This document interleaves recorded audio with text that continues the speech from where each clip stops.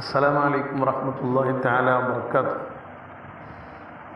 പ്രിയപ്പെട്ട സ്നേഹിതന്മാരെ, പരിശുദ്ധ റമദാനിൻ്റെ ദിവസങ്ങളാണ് നമ്മളിൽ കടന്നു പോകുന്നത്. വ്യത്യസ്തമായ വിഷയങ്ങളിൽ വ്യത്യസ്തമായ കാര്യങ്ങളെക്കൊണ്ട് ജനങ്ങൾ അറിവ് നേടുമ്പോൾ നമുക്ക് വളരെ പ്രധാനപ്പെട്ട അറിവായി നാം മനസ്സിലാക്കേണ്ടത് ഒരു മനുഷ്യൻ എങ്ങനെയാണ് ജീവിക്കേണ്ടത് എന്നും ഒരു മനുഷ്യനിക്ക് എന്താണ് അത്യാവശ്യമായി അറിയേണ്ടത് എന്നുമുള്ള കാര്യമാണ്. ഒരു മുസ്ലിമിനെ സംബന്ധിച്ചിടത്തോളം അൽ മുസ്ലിമു മൻ സലിമൽ മുസ്ലിമൂന മിൻ ലിസാനിഹി വയദിഹി. ശരിയായ ഒരു മുസ്ലിം എന്ന് പറഞ്ഞാൽ വെറും പേരുകൊണ്ടോ ലേബൽ കൊണ്ടോ അറിയുന്നവൻ അല്ല.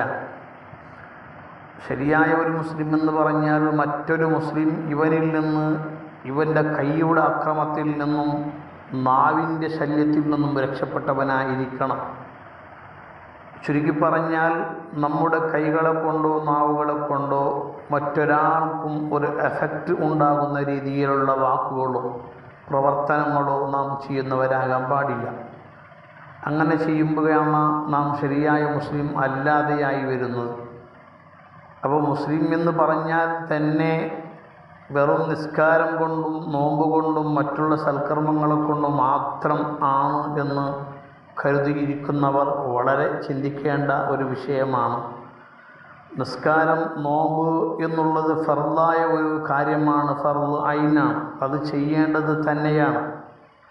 ഒരു ശരിയായ രീതിയിലുള്ള മുസ്ലിം ആണ് എന്ന് ഉറപ്പുവരുത്തണമെങ്കിൽ അതിൻ്റെ ഏറ്റവും പ്രധാനപ്പെട്ട ഐഡൻറ്റിറ്റിയാണ് മറ്റൊരു മുസ്ലിമിന് അവൻ അക്രമവും അനീതിയും അശാന്തിയും ഇവരിൽ നിന്ന് ഒരാൾക്കും ഒരു ഉപദ്രവം ഇല്ലാതെ വന്നാൽ മാത്രമാണ് ശരിയായ മുസ്ലിം എന്ന് ഇവനെ കൊണ്ട് പറയാൻ കഴിയും.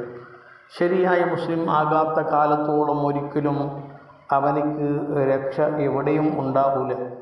അല്ലാഹു തആലയുടെ കോടതിയിലും ഉണ്ടാവില്ല, ദുനിയാവിലും ഉണ്ടാവില്ല.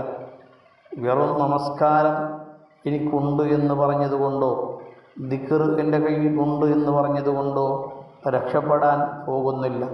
അതുകൊണ്ട് സുരക്ഷിതമാകണമെങ്കിൽ ഒരു മനുഷ്യൻ, ഒരു മുസ്ലിം മറ്റൊരാളെയും ആക്രമിക്കാതെ വേദനിക്കാതെ നല്ല രൂപത്തിൽ ജീവിക്കുന്നവനാകണം.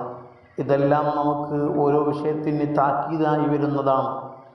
ഇത് നാം ശ്രദ്ധിച്ച് ജീവിച്ചാൽ നമുക്ക് സുരക്ഷിതം ഉറപ്പാണ്.